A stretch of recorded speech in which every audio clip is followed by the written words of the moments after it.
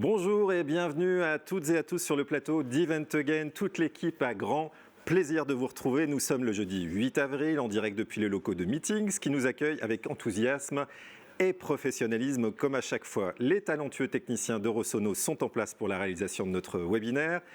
Event Again toujours à vos côtés, vous professionnels du secteur de l'événementiel pour vous représenter, vous informer et vous protéger. Au programme aujourd'hui, et c'est un événement, il a accepté notre invitation. Notre grand témoin sera Jacques Attali, écrivain, éditorialiste de l'Express et président de la fondation Positive Planète. En sa compagnie, nous prendrons de la hauteur et nous le questionnerons sur l'impact de la crise actuelle sur nos vies, nos entreprises et notre secteur d'activité. Notre expert du jour est coach de dirigeants et des professionnels de la restauration. Jamina Karabi viendra partager ses conseils exclusifs pour garder sa motivation et celle de ses équipes en ces temps de Covid. Et nous conclurons, comme d'habitude, avec une séquence artistique en compagnie de notre duo Lulu sur la colline pour une nouvelle performance en live. Webinaire Event Again numéro 13. On passe tout de suite à l'actualité de votre association.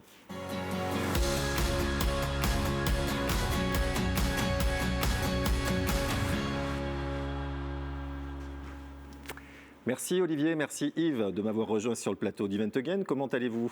Très bien, bonjour à toutes, bonjour à tous. Bonjour à tout le monde. On va très bien, on est ravis de tous vous accueillir. Vous êtes nombreux avec nous et c'est très bien. C'est à la fois bien, à la fois triste, mais voilà, on va dire que c'est bien. On serre les dents et on continue évidemment. On est à vos côtés, chers adhérents d'Event Again. Alors on va parler pour ce temps d'actu avant de recevoir Jacques Attali, notamment de notre Arlésienne, qui est l'événement test. C'est Yves peut-être qui prend la parole sur cette actualité. Oui, l'événement test, on n'a pas de grandes nouvelles à vous annoncer, hélas. Les dossiers existent, c'est géré par le ministère, c'est très compliqué, c'est un peu une usine à gaz, comme si il y avait un frein pour ceux qui essayaient de tenter l'événement test. Conclusion, on en est toujours au point de départ. Donc, nous, l'événement que nous avions décidé de booster, qui est le salon séminaire business, est repoussé en juin. Alors peut-être qu'en juin, on sera plus en zone sanitaire, je ne sais pas. En tout cas, je ne sais pas si le dossier passera en événement test, mais on fera tout pour réaliser l'événement en tous les cas. Voilà. Donc annulé, repoussé, on est un peu dans ces arbitrages. On n'a pas trop d'infos. On nous souffle le chaud et le froid. Et puis même les concerts tests dont on avait entendu parler, oui, tout à fait, à Marseille, etc., on n'en entend plus parler. Donc on ne sait pas si vraiment le gouvernement a envie qu'on les fasse, ces tests, ou pas. Ce qui nous semblait nous intéressant pour avoir pas mal de données à partager. Mais voilà, on en est là. Très bien. On passe aux aides de la région. Olivier, tu voulais faire un point là-dessus. Parce que vous êtes nombreux à revenir vers nous. Il y a des points de blocage. Il y a des points de blocage, visiblement. On appelle la région, on essaye de faire en sorte que ce soit plus simple.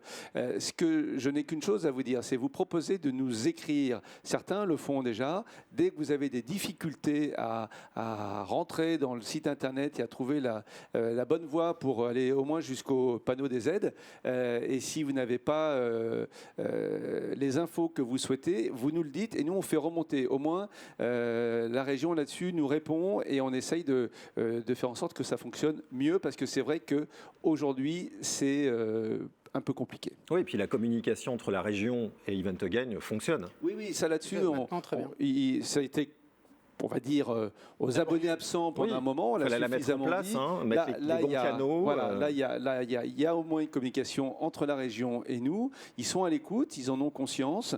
Donc, on essaye de vous aider aussi là-dessus. Très bien. Yves, un mot sur ces aides ? Non, pas particulièrement. Alors, sur les aides, je pense que le secteur sera encore soutenu jusqu'à fin juin. Il y a des demandes pour que ça soit prorogé, puisqu'on ne sait pas si le secteur et si les lieux réouvriront forcément dans les temps. En tout cas, la reprise, même si l'État préconise un calendrier à partir du 15 mai, c'est vrai que les lieux événementiels et les événements professionnels, le temps qui redémarre, il y a une inertie de 4 semaines. Donc de toute façon, ça reporte beaucoup d'événements sur la rentrée. Très bien, c'est noté. On va finir cette séquence d'actualité avec un duplex, avec Raphaël Neveu de l'Unimev. Raphaël Neveu, je le rappelle, on l'avait reçue il y a quelques semaines. Elle est directrice des relations institutionnelles. Raphaël, est-ce que vous nous entendez? Est-ce que vous êtes en ligne? Oui, on vous reconnaît. On n'a pas votre micro, je crois. Très bien, je suis en ligne. ben, Pardon, super. excusez-moi. On vous Bonjour. entend. Bonjour Allez, Raphaël. vous allez bien? Bonjour à tous. Bonjour. Écoutez, merci de m'avoir sollicité. Moi, je serai rapide, mais je voulais rebondir sur ce que votre invité tout à l'heure disait à propos des événements tests. Nous, chez Unimev, on n'a pas forcément eu de vision positive de ces tests, même si nous souhaitons que ces événements du mois de juin se tiennent. Nous avons eu en février dernier une réunion avec la cellule interministérielle de crise qui nous avait appris que pour faire un test, il fallait passer par plusieurs fourches codines, celle du ministère de la Santé, une commission au niveau travail, au niveau du ministère de la Recherche, et puis un comité d'éthique. Et sans compter aussi les coûts de mise en œuvre de ces tests, de ces expérimentations.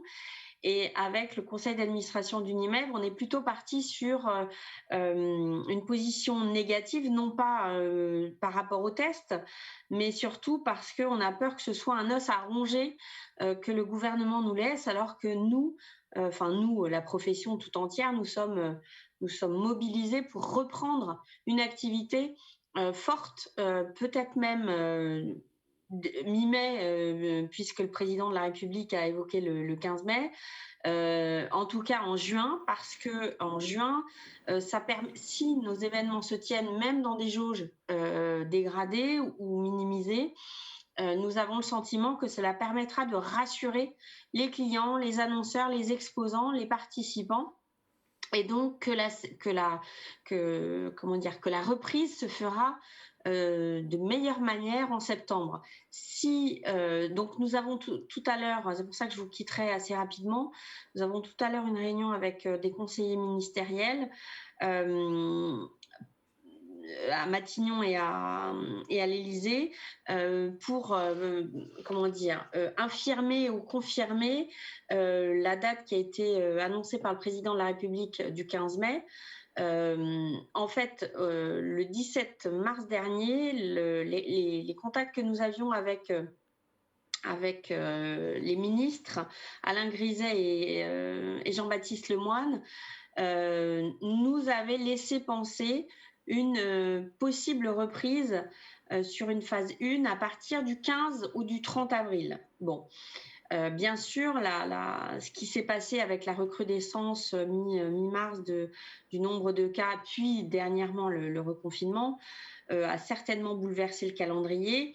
Et donc, je pense qu'on va en avoir le cœur net tout à l'heure, si nous n'avons pas trop de langue de bois.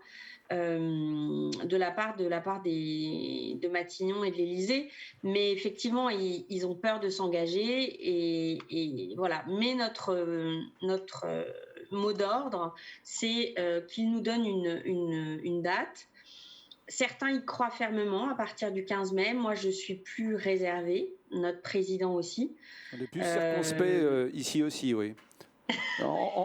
Pardon Raphaël, mais en sortant de ce pseudo-confinement fin avril, rouvrir le 15 mai, on a des doutes. Et bien évidemment, si on devait ouvrir le 15 mai, je ne vois pas à quoi servirait de faire un événement test au mois de juin. Donc là-dessus, on est en phase. Oui, mais... et puis nous on a eu l'impression d'une forme de décalage en termes de traitement de la part de Jean-Baptiste Lemoyne, c'est-à-dire que le 17 mars, à cette réunion à laquelle j'étais, il nous dit « j'ai compris que la filière n'était pas très allante sur des tests ». On leur a dit aussi que ça coûtait très cher et que les chiffres qui étaient annoncés pour les concerts tests à Marseille comme à Bercy étaient colossaux et que nous n'avions pas ces sommes-là en stock et que d'autre part, la CIC nous avait bien confirmé, enfin la cellule interministérielle de crise nous avait bien confirmé que c'était des démarches volontaires.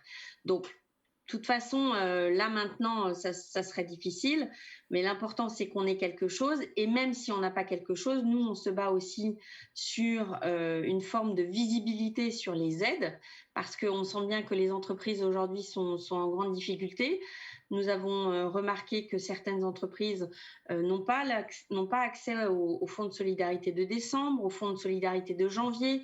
En fait, on nous fait des beaucoup blocages de promesses. administratifs, toujours. Voilà. Et ces blocages-là, donc on va en reparler à l'Élysée, enfin à nos conseillers qu'on voit tout à l'heure. Et puis derrière, pour leur donner les exemples de, voilà, d'une part, les aides sont pas à la hauteur, d'autre part, ça tourne pas en termes d'exécution. Et derrière, il faut qu'on ait une visibilité sur les aides, parce que là, on voit bien qu'il y a des plans de licenciement qui s'enclenchent, et que les dirigeants d'entreprise, à contre-cœur d'ailleurs, licencient les équipes qu'ils ont constituées patiemment pour leurs événements, pour leur activité. Et ça nous fend le cœur aussi. Donc, bon, en ce moment, on a écrit à Jean Castex le 17 mars. On vient de réécrire avec notre collectif d'associations professionnelles le 30 mars à Bruno Le Maire pour le rencontrer. Bon, on fait au mieux, mais c'est vrai que, bon, malheureusement, on dépend aussi de la campagne de vaccination. Oui, je crois que. Enfin, voilà, oui, non, mais je crois qu'aujourd'hui, on est à peu près tous conscients que la vaccination est notre salut. Hein. Yves parlait tout à l'heure d'un point important, mais je crois que c'est un point qu'on partage depuis longtemps. C'est le prolongement des aides du Fonds de solidarité.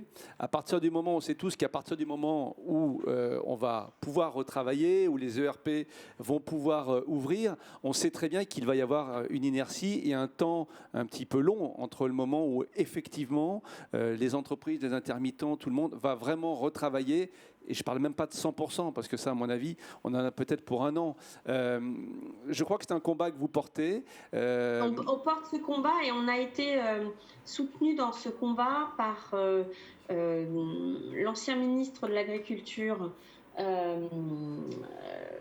Guillaume Non, encore l'ancien. Et un autre député LR. Patrick, donc, Jean, Eric, je vous donne des prénoms comme ça pour un. En revanche, parce qu'on a. Non, qui avait fait une enquête parlementaire sur les conséquences du confinement. Du deuxième confinement, et nous on leur avait dit mais il faut absolument, vous pouvez pas nous dire lundi vous rouvrez, parce que nous on a besoin de 3 à 4 mois de délai pour mettre en musique tous nos événements. En tout cas c'est ce que les professionnels nous disent. Et ils avaient fait une recommandation donc à Jean Castex en ce sens. Donc, et Alain Griset s'est exprimé sur la chaîne parlementaire également en ce sens, en disant nous avons bien noté qu'il y avait besoin d'encadrer la reprise par un assouplissement, mais bien sûr qu'il faudra aussi qu'on demande cette visibilité, parce que pour l'instant ils ne veulent pas nous la donner. Bien sûr que de toute façon ils ne vont pas s'engager, ils vont pas s'engager tout de suite. Merci Raphaël. C'est ça notre problème. Merci beaucoup Raphaël on compte sur vous. Pour votre intervention. Merci beaucoup Raphaël. Allez, on est un peu pressé par le temps. À très bientôt. Merci de votre intervention. Et tout de suite, on va passer à notre rubrique Grand Témoin.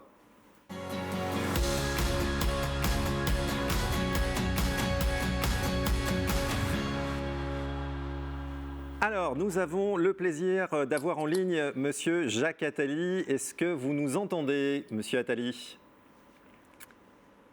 Est-ce que vous nous entendez ? On va essayer de vous avoir aussi à l'image. Normalement, ça ne devrait pas tarder. Voilà, la connexion est faite. Monsieur Attali, est-ce que vous nous entendez ? Peut-être à votre niveau. Alors, on sent que vous dites quelque chose, mais on ne vous entend pas en retour plateau pour le moment. Peut-être une ouverture de micro. Est-ce que déjà vous nous entendez en levant le pouce, éventuellement ? Donc vous nous entendez. Alors bonjour monsieur. Bonjour monsieur. Bienvenue. Alors, je vais faire, de toute façon, je vais parler de vous en introduction, le temps que techniquement on on règle ce problème. Donc Olivier va m'accompagner pour cet échange. Encore une fois, Event Again et nos adhérents, Monsieur Attali, vous remercie encore d'être sensible à notre invitation et aux difficultés surtout que le monde de l'événementiel traverse. Je précise que vous avez accepté très rapidement et facilement cette conversation. J'en profite aussi pour remercier votre équipe pour la préparation de cette interview. Alors, je ne vais pas faire la liste, évidemment, des fonctions et responsabilités que vous avez eues et que vous portez encore. S'il vous plaît. Oui. Ah, ça y est, on vous entend. Super. Oui, on vous entend, Monsieur Attali.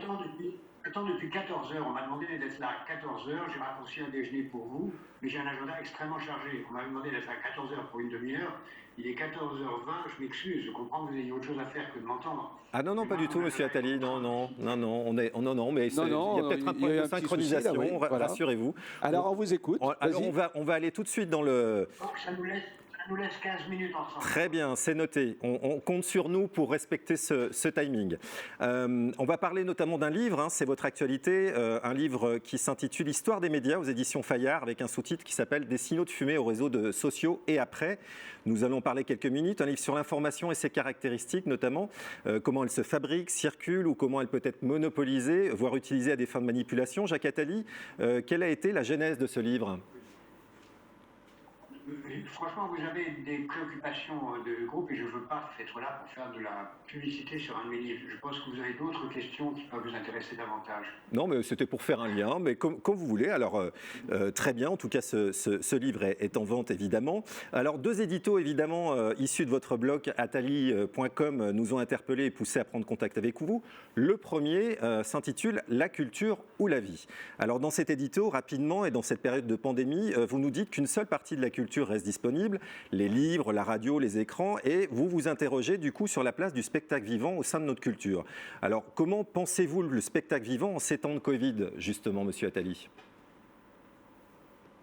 Le spectacle vivant est absolument nécessaire. Moi, je ne suis pas médecin et donc je ne peux pas me glisser à la place, mais il fait partie pour moi de ce que j'appelle l'économie de la vie, c'est-à-dire de l'économie qui est la plus nécessaire, celle qui va être le plus fondamentale dans l'avenir. Tout ce qui ne tourne pas autour directement ou indirectement de l'énergie fossile. Donc c'est fondamental, c'est absolument vital et il faut le rétablir au plus vite. Et j'enrage quand je vois qu'on n'a pas fait ce qu'il faut pour le faire.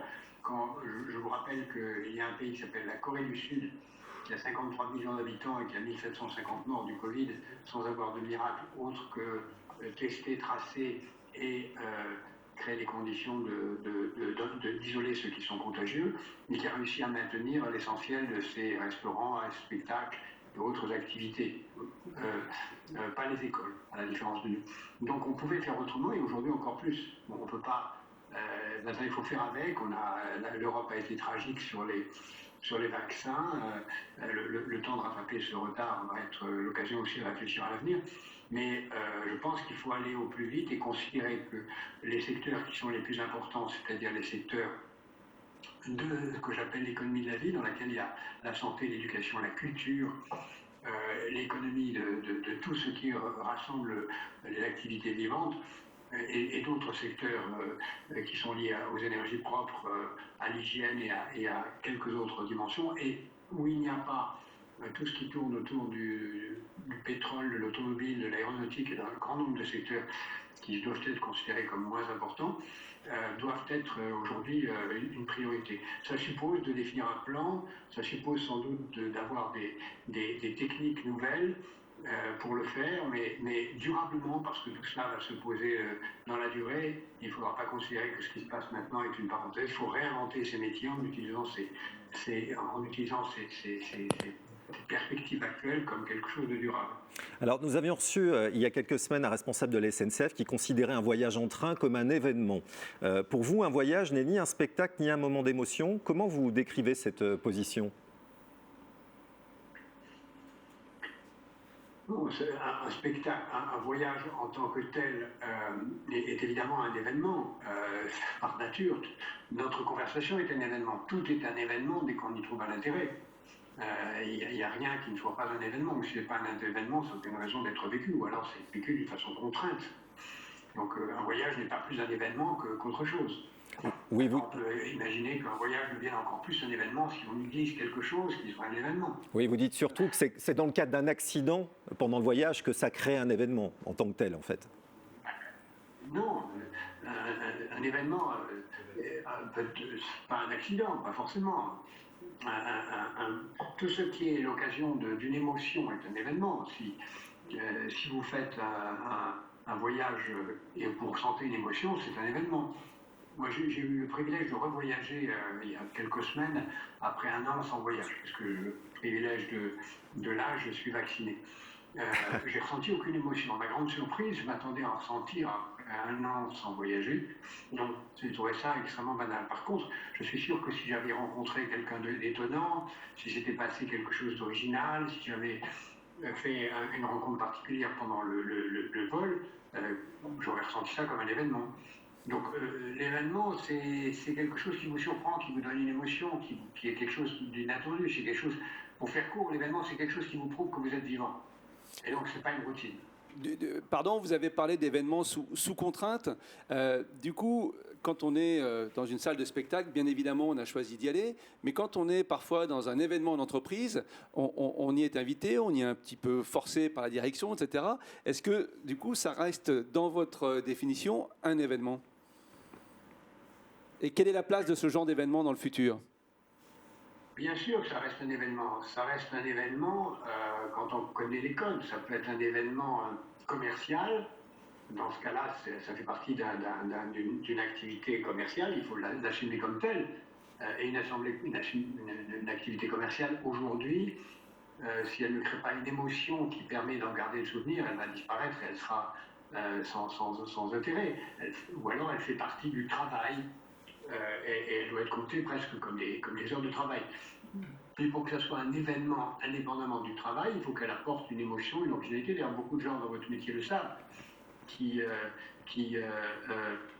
utilisent les événements comme des façons de faire en sorte qu'on en garde souvenir.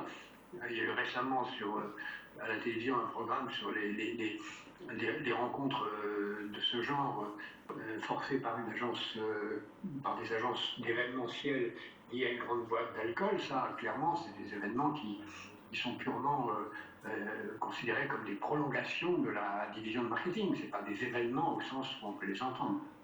Alors, il y a un autre édito qui a attiré notre attention, intitulé « Manger, c'est parler ». Vous dites même que cette pandémie est révélatrice de ce que la société tente de tuer, le repas. Qu'est-ce que vous pouvez nous en dire par rapport à ça ?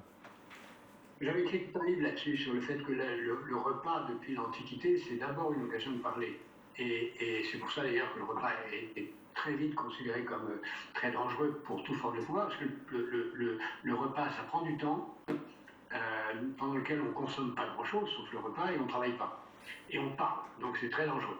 Et donc toute la société industrielle capitaliste a tout fait pour tuer le repas. Elle est très bien parvenue aux États-Unis, et partout, et d'une certaine façon, sans conspirationnisme évidemment, la pandémie participe de cette destruction du repas, parce que par nature, on peut moins en faire, et on voit se développer toute une série de formes de repas solitaires qui étaient déjà dans la tendance naturelle de l'économie industrielle et de l'économie capitaliste. Donc il faut vraiment revenir au repas qui en France avait encore une certaine vie, une certaine durée, puisque c'est le cœur de l'événement, le principal événement de la vie personnelle, on le voit, on le sait, c'est le repas. Et ça doit redevenir l'essentiel et non pas être simplement une occasion de manger.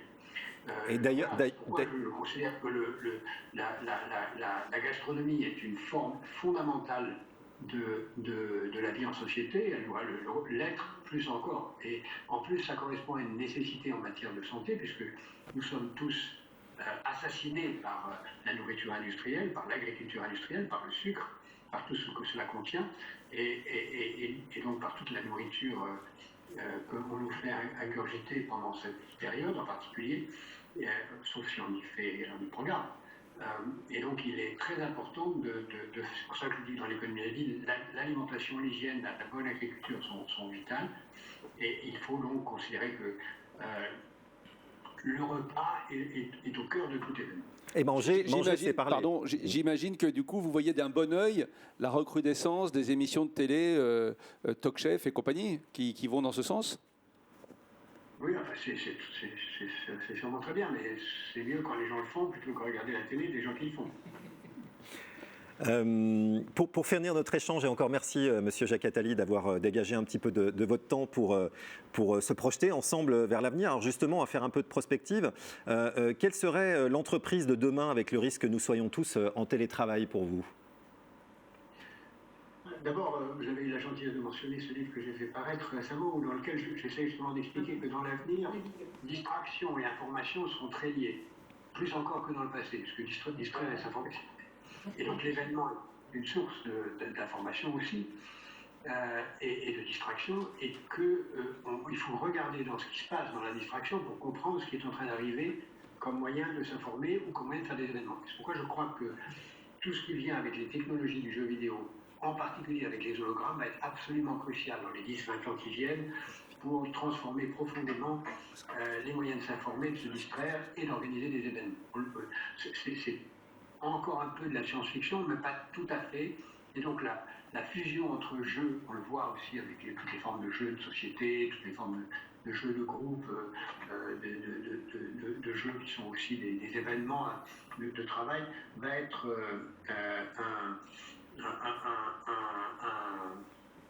un moyen tout à fait important de créer les conditions de changer profondément le regard qu'on a sur l'événement. L'événement doit être une émotion, il doit être une distraction, il doit être une information, il doit être aussi une occasion de relation. Tout événement qui vous prolonge dans la solitude est un mauvais événement. L'événement doit être l'occasion de rencontrer, de rencontrer. Alors, ça me ramène à ce que vous disiez sur l'entreprise. Moi, j'ai toujours pensé, j'ai toujours dit, bien avant le Covid, que le seul lieu important dans une entreprise, c'est la machine à café.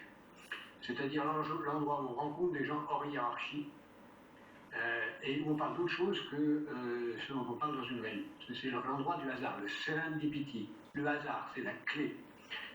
Donc une entreprise de demain, c'est pour moi un lieu dans lequel on ira moins qu'avant, bien sûr, parce que le télétravail s'est révélé absolument majeur, mais où on ira par plaisir, pour retrouver des collègues, pour retrouver le vivant, pour réaffirmer l'appartenance à un projet commun, et ce sera plus difficile d'avoir un projet commun si on a une partie en télétravail, parce que comment affirmer un projet commun quand on ne se voit pas? Donc, pour qu'une entreprise persiste, il faut qu'elle soit mieux capable de définir un projet commun.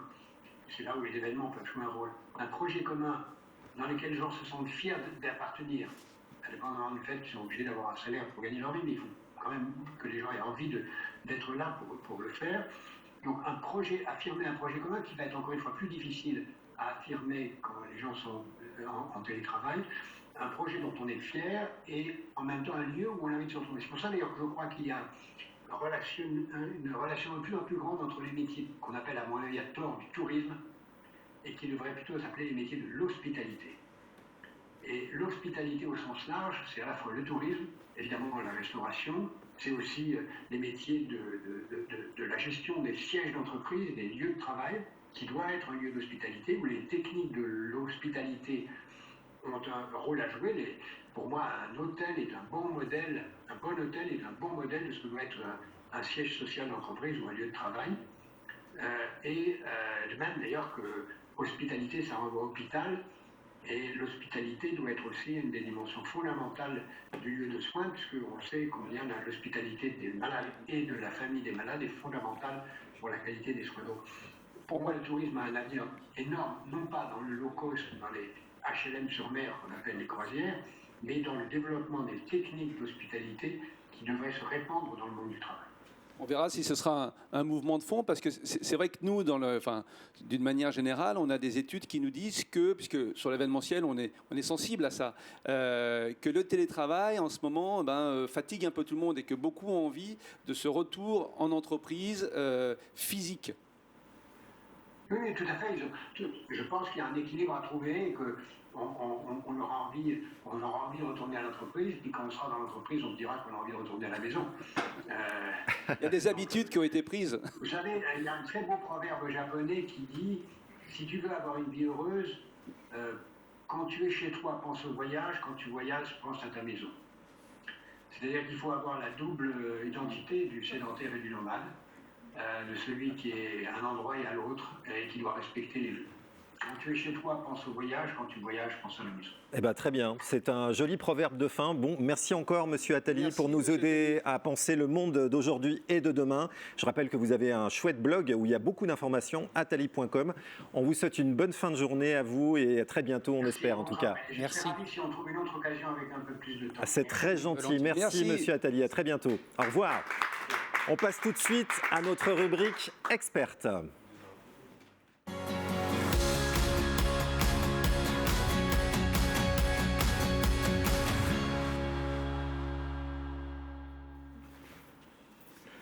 Alors, Olivier, tu voulais dire quelque chose?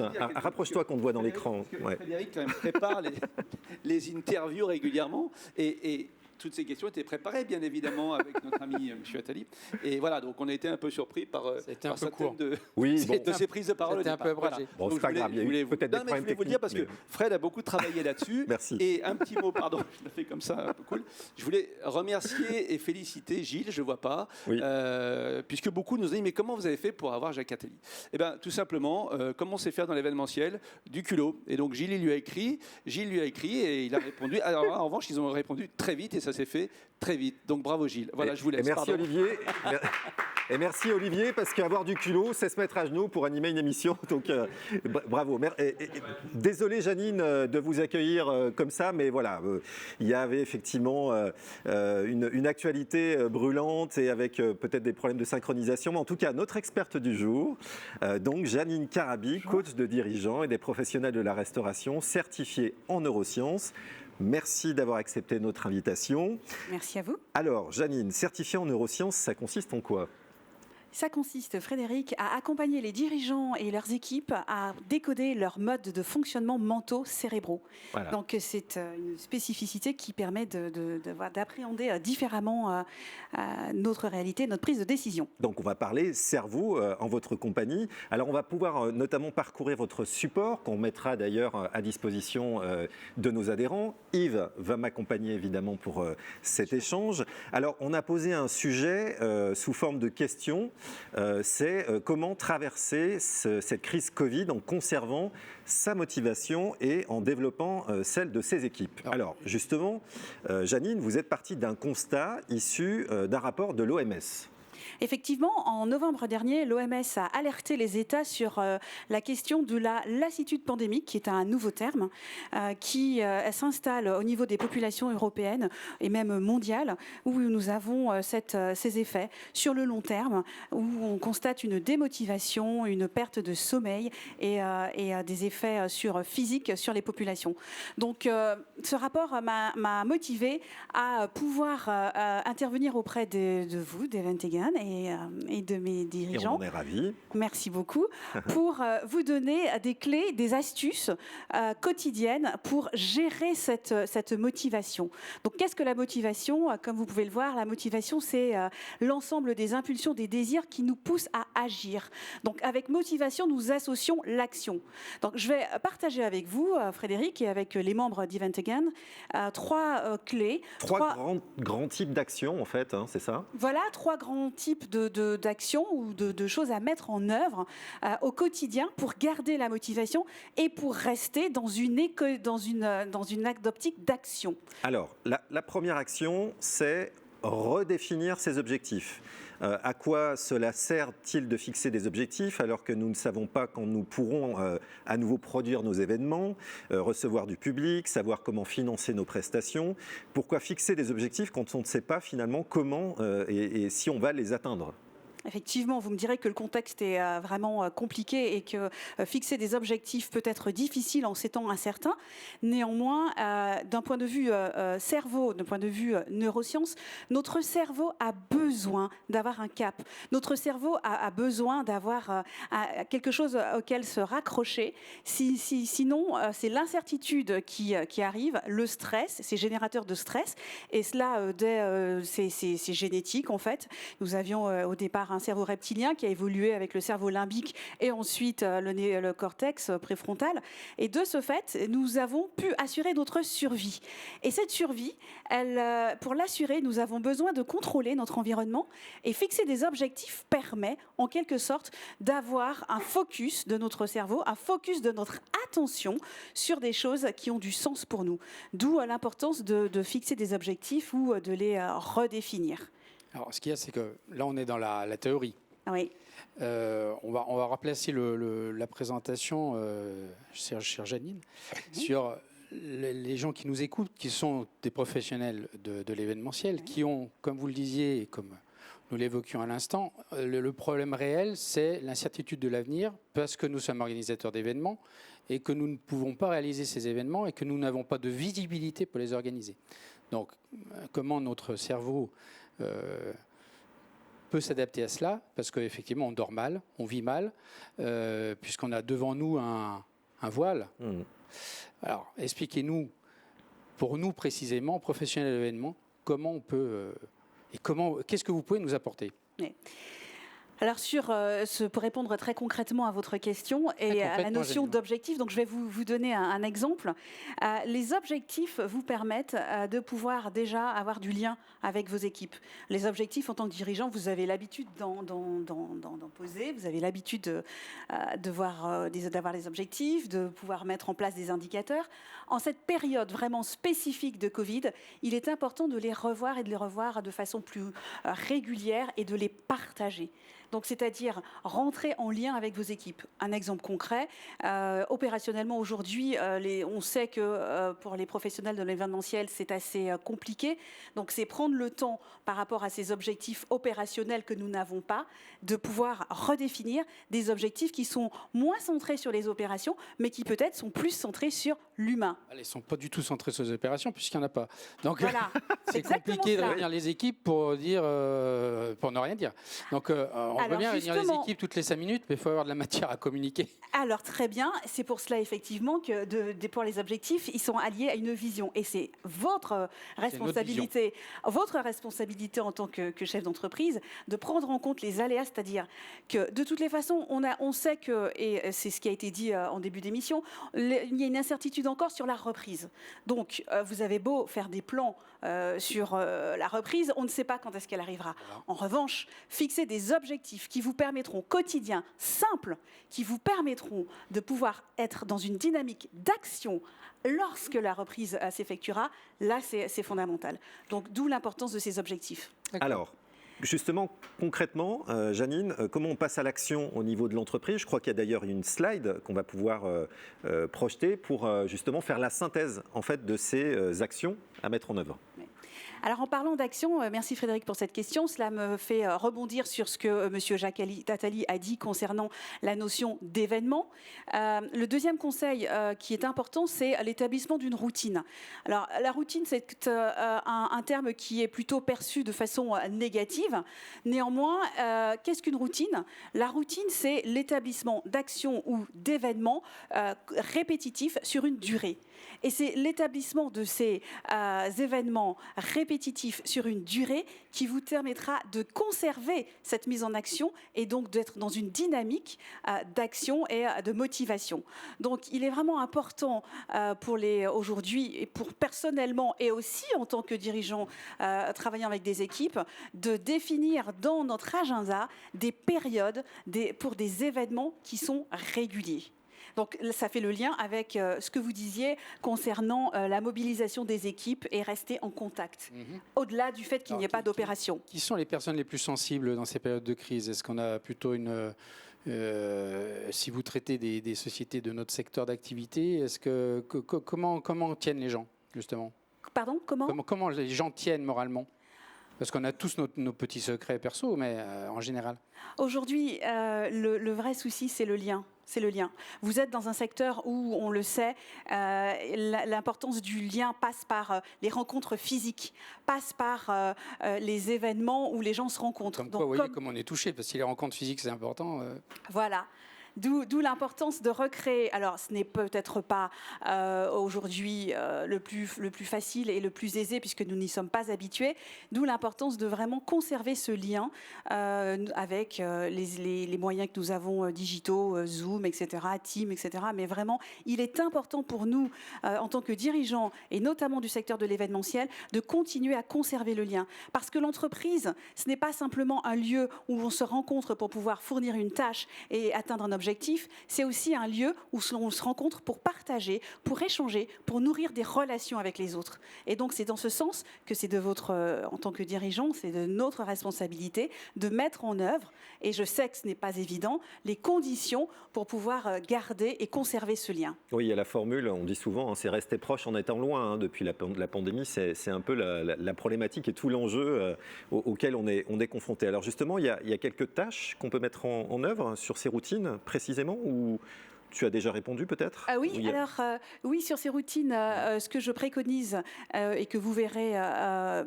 dans la présentation que je fais, qui sont simples, hein, parce que encore une fois, il ne s'agit pas de se mettre tout un programme. Ce que je propose est vraiment très concret et très concret et moins de 3 minutes par jour. C'est d'établir et de planifier dans votre agenda des moments, des événements ou des non-événements, mais des tâches et de les planifier de façon répétitive. Je vais vous donner une analogie pour que vous compreniez un peu comment cela se fonctionne au niveau cognitif. Vous savez que, prenons l'exemple du vélo. Si vous avez... du vélo électrique, oui, pour être dans l'air du temps, mais là, c'est un peu plus... ça va être un peu plus compliqué dans mon exemple, mais imaginons que vous ne savez pas faire de vélo. Ou imaginez que vous avez un enfant. Vous apprenez à votre enfant à faire du vélo. Vous vous rappelez comment c'était difficile, comment il n'y arrivait pas. Et il essayait, il réessayait. Alors nous, les parents, on met un casque, on met des roues stabilisatrices. Oh là là, il va se faire mal, etc., etc. Et puis un beau jour, hop, comme par magie, il y arrive, il garde le sens de l'équilibre et c'est parti, plus besoin de roues stabilisatrices. Et vous savez, il sait faire du vélo. Et cela, une fois qu'on a intégré comment faire du vélo, personne ne se désapprend à faire du vélo. Parce que dans le cerveau, cela se passe de cette façon. C'est-à-dire qu'une fois que la connexion neuronale est établie, l'habitude de demande, il n'y a plus d'effort à faire, et cela devient intégré.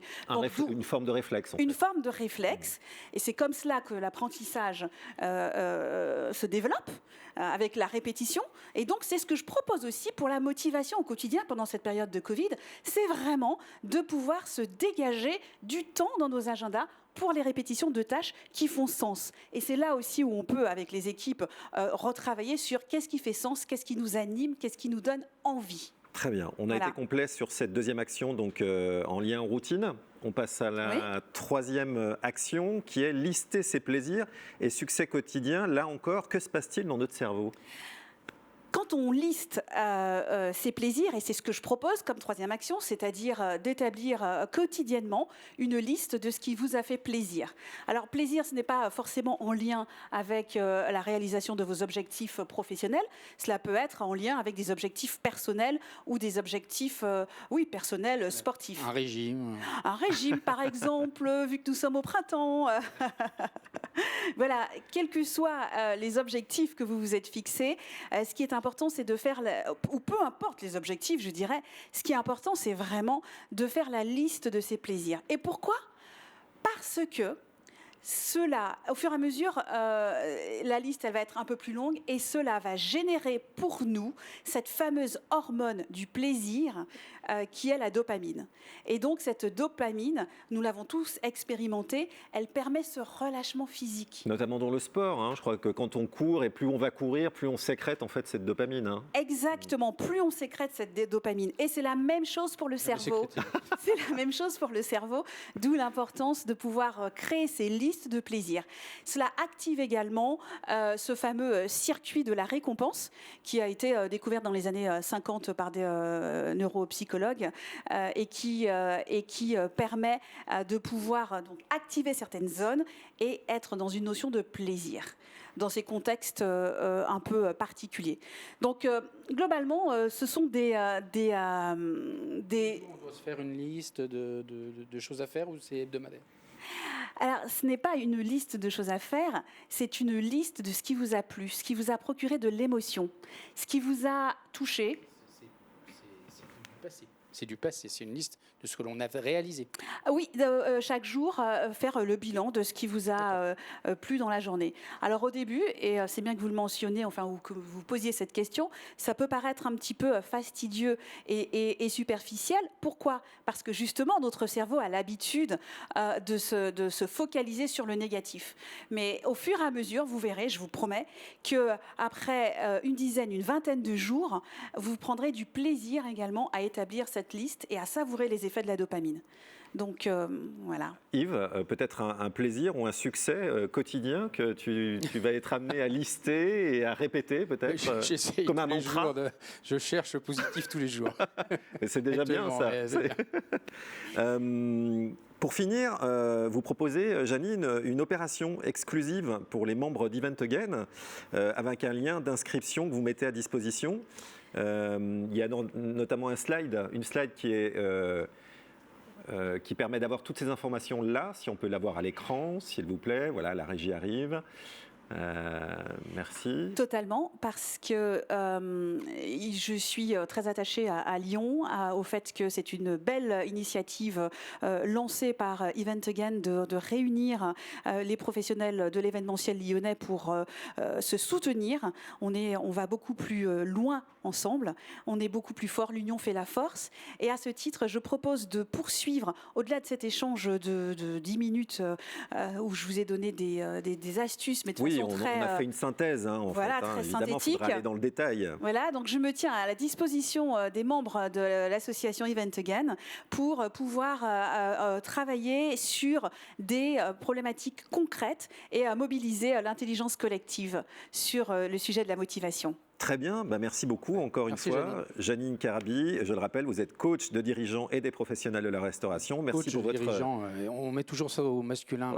Coach de dirigeants et de dirigeantes. Merci beaucoup Yves. On peut même l'inverser. Merci pour votre intervention. Merci beaucoup, j'apprécie. Et ce premier niveau de support que vous proposez aux membres de l'association. Allez, on va retrouver tout de suite notre duo de Lulu sur la colline avec notre rubrique spectacle.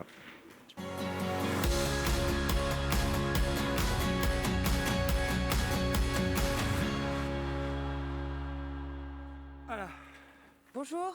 Bonjour, c'est messieurs, dames. Voilà. Donc, déjà, je tenais à ce qu'on félicite le décor qui a changé. Je pense que vous avez vu qu'aujourd'hui, on est dans un nouveau décor un peu plus rock'n'roll, un peu plus vintage. Ouais, c'est bien. Du coup, on change de disque. Voilà. Alors moi, avant toute chose, je voulais vraiment annoncer ce que je vais faire pendant toute cette chronique, parce que moi, je voulais rendre hommage à Jacques Attali, que j'aime beaucoup, qui est notamment connu dans le milieu de l'Atal littérature. Voilà, et qui a sorti son Atal livre, Histoire des médias. Voilà. Ah. Malgré, les Atal librairies sont fermées, mais on lui souhaite quand même beaucoup de ventes. Voilà, c'est bien, c'est bien. Donc moi je vais faire le débrief de l'émission, ce que j'en ai compris en tous les cas. Voilà, donc Olivier et Yves, ils ont dit que pour le moment on serre les dents, surtout sur l'événement test. Hein, donc forcément c'est géré par le ministère. Donc si c'est comme depuis le début de la crise ou le vaccin, on est bien barré. Voilà, ça c'est donc pour l'instant c'est flou. Donc l'important c'est de foutre des amendes à 135 €. Après, le reste, on verra. Il y a notamment des amendes à ta limitation de vitesse. Voilà, ça va être tout comme ça. Hein. Donc, on parlait des aides de la région. Donc, c'est bien parce qu'on a des réponses. On a des réponses. On n'a pas de pognon, mais au moins, on a des réponses. Hein. Le secteur, il est soutenu jusqu'à fin juin. Alors, l'astuce gouvernementale, c'est en fait de ne pas donner l'année. Voilà. Donc on a eu Raphaël Neveu d'Unimev. C'est grâce à elle que Frédéric s'est fait engueuler par Attali, du coup, puisque forcément elle a pris un peu de temps. Donc Raphaël Neveu, elle a dit que ce qu'on savait, c'est qu'on savait rien. Et ça, c'est bien de le dire. En tout cas, ça peut être aussi un coup de Blanquer aussi, assez important, c'est de nous permettre de retravailler le conditionnel, c'est le ministre de l'Éducation. Donc le 15 mai. Alors, le 15 mai, date très importante. La seule chose dont on est certain, c'est que c'est la Saint-Denise. Oui. Voilà. Qui est le prénom de votre grand-mère. C'est ça qui est morte. Qui est morte, ouais. Voilà. J'ai envie de dire à ta lit de mort. D'accord. Puis après, donc, juste après ça, on a eu donc Jacques Attali. Jacques Attali, une chose est sûre, c'est le visiteur du soir des présidents, c'est lui qui selon la légende urbaine, fait les présidents, c'est lui qui les choisit. Il a gueulé parce qu'il n'était pas content, parce qu'on était en retard, forcément, ça peut arriver. On pensait, Fred, il a été sympa, il commence à lui parler de son bouquin pour créer l'ambiance et tout. L'autre lui a mis un revers, un passing shot. Il lui a carrément dit qu'il n'était pas là pour vendre son bouquin. En tous les cas, pas à ce moment-là, parce qu'il en a parlé après quand même, s'il n'est pas con, Jacques. Voilà. Donc, ce qui nous a touché, c'est qu'il a parlé du spectacle vivant. Que le spectacle vivant, c'était absolument une économie de la vie. Et alors là, justement, conceptuellement, c'est vachement bien l'économie de la vie. C'est ce qu'on est en train de faire, en fait. C'est qu'on est en train d'économiser sur le spectacle vivant, en fait. Faut trouver un autre mot, parce que économie de la vie, c'est un mot qui a plusieurs sens, économie. Donc, et le gouvernement n'a pas compris le bon sens réellement. Là, ils font des économies du... Vous voyez, voilà. Donc, qu'est-ce qu'il a dit aussi ? Tout est un événement, dès qu'on y trouve un intérêt. Donc pour ceux des Event Again qui avant faisaient des événements chiants, essayez de faire des événements avec de l'intérêt. Voilà. Qu'est-ce qu'il y a ? Donc il a donné un petit cours d'événementiel. C'est quelque chose qui un événement, c'est quelque chose qui n'est pas une routine. C'est dès qu'il y a de l'émotion, donc c'est un événement. Donc pensez bien à faire appel à des artistes après. Qu'est-ce qu'on a ? Donc, l'avantage, c'est que le spectacle vivant et l'événementiel, on est tous dans la même Attali-monade. La vache, ouais. Et ouais, c'est voilà. Donc en fait, pendant les événements justement, alors les DAF, si vous connaissez des DAF, arrêtez avec PowerPoint et les chiffres, ça n'intéresse personne. Ou alors mettez les chiffres en émotion. Et là, démerde-toi avec ça. Alors, le repas, c'est d'abord une occasion de parler. Il a dit que c'est chronophage. Donc, et on parle. Le monde capitaliste a tout fait pour détruire le temps du repas. Revenir au repas, c'est le cœur de l'événement. Alors, Serge Magnier, fais gaffe, il est en train de se lancer sur le créneau traiteur. Mais vous pouvez toujours manger des Attalichi. Et ouais. Donc le repas est au cœur de tout événement. Dans l'avenir, qu'est-ce qu'il a dit aussi ? Ça j'arrive pas à écrire. Donc il a parlé d'hologramme. L'hologramme pour les événements, ça c'est une vision de l'événement, c'est les hologrammes. Donc peut-être une petite piste pour le prochain président, quand on sait que Mélenchon déjà a fait sa campagne avec un hologramme la dernière. Bon, ça l'a pas fait gagner, mais là peut-être qu'il parle d'hologramme, peut-être Mélenchon 2022, on verra. Donc tout événement qui vous prolonge dans la solitude est un mauvais événement, sachez-le. Arrêtez de faire des événements où personne ne vient. Machine à café, c'est l'endroit le plus important de l'entreprise. Jacques Attali, Georges Clooney, même combat. Voilà. Les métiers du tourisme, mais non, parce que si ça reste le moment le plus important, la machine à café de l'entreprise, ça va être chiant pour commencer à créer des événements à l'extérieur. Voilà, c'est juste ça. Donc les métiers du tourisme, métiers de l'hospitalité, là au moins ils n'enlèveront pas de lit. Attali de vin. Ouais. Attali jumeau. Avec le vigneron masqué, il est où ? Ah bah il est là, voilà. Attali king size. Aussi. Attali superposé. Voilà. Attali jumeau. Attali jumeau. Attali gigogne. Ah oui. Voilà, Attali bellule. Ouais, ça n'a plus rien à voir. Voilà. Alors, si tu veux, donc il a fait un poème japonais, enfin un proverbe japonais. Si vous pouviez nous le dire en japonais, vraiment. Voilà. Donc, si tu veux avoir une vie heureuse quand tu es chez toi, pense au voyage, et quand tu voyages, pense à ta maison. En fait, tu ne vis jamais l'instant présent. Enfin, voilà. Après, on a eu Janine. Hein, voilà, Thalie s'est barrée, était en retard. On a eu Janine, donc, qui est certifiée en neurosciences. Hein, Janine, elle a parlé de l'attitude pandémique, de la démotivation, de la perte de sommeil. Elle nous a donné des clés, des astuces en nous parlant de la motivation, qui est une impulsion et un désir qui nous pousse à agir. Ça, c'était vachement intéressant. Donc, première clé, redéfinir ses objectifs. Voilà, en ce moment, on n'a que ça à foutre. Donc, on va redéfinir nos objectifs parce que le cerveau a besoin d'avoir un cap et les incertitudes. Et sinon, il fait de l'incertitude et ça crée du stress. Donc, voilà, après, établissement d'une routine pour éviter de se faire chier, donc. Une routine, voilà. Hein, et on nous a dit que les rencontres physiques étaient importantes. C'est vrai, parce que Tinder, on se fait vraiment... C'est pénible. Hein. On a une copine qui fait du Tinder, et enfin, je vous raconterai, mais c'est... Oui. C'est-à-dire que maintenant, Tinder, avant, on pouvait donner rendez-vous dans un café. Maintenant, on est obligé de donner rendez-vous à la maison. Chez soi. Et on est obligé de... Ouais. Et le mec, il veut rester dormir. Et ça ne l'intéresse pas, notre pote. Hein, c'est vrai, Et du coup, c'est chiant. Alors qu'avant, dans un café, on pouvait dire j'ai un appel. Là, non, elle ne peut pas rentrer chez elle puisqu'elle y est. Voilà. Qu'est-ce qu'il y a d'autre encore ? Il faut lister ses plaisirs. Hein, voilà, faire un bilan quotidien. Hein, c'est important. Pas ce qu'on va faire, hein, parce que ça, c'est des objectifs. Voilà, c'est ce qu'on a fait dans la journée, savoir si c'est bien. C'est des objectifs personnels, hein, bien entendu. Et ça génère de la dopamine, qui est une hormone du plaisir. Et ça, c'est une sorte de drogue hein, qu'on peut se créer tout seul et qui ne coûte pas cher. Donc, aide-toi, le ciel t'aidera. Hein, faites des atalistes. Aussi, voilà, c'est ça. Hein, alors, et l'important maintenant, le maître mot, c'est de chercher le positif tous les jours. Et comme ça, vous gagnerez du pognon. Il suffit de benchmarker, parce que avec les laboratoires, c'est eux qui l'ont bien compris. Depuis le début de la crise, ils cherchent le positif et ils ne désinspirent pas, ils explosent le chiffre d'affaires. Voilà. En tout cas, gardons notre liberté d'expression. Ce sera le maître mot. Bravo, c'était Lulu sur la colline. Et ça fait du bien, comme à chaque fois, de vous retrouver. Est-ce qu'il y a une actualité en particulier ? Alors demain à 20h30. Bien entendu en distanciel. Oui. Il faut dire ça en distanciel. Donc il y a un spectacle. Une comédie musicale. Dans lequel vous pourrez retrouver Camille. Oui. Très bien. Donc c'est drôle, c'est un peu à la manière de On connaît la chanson, ça s'appelle Les Clotildes. Donc c'est 3 assistants dans un cabinet dans une agence, de casting.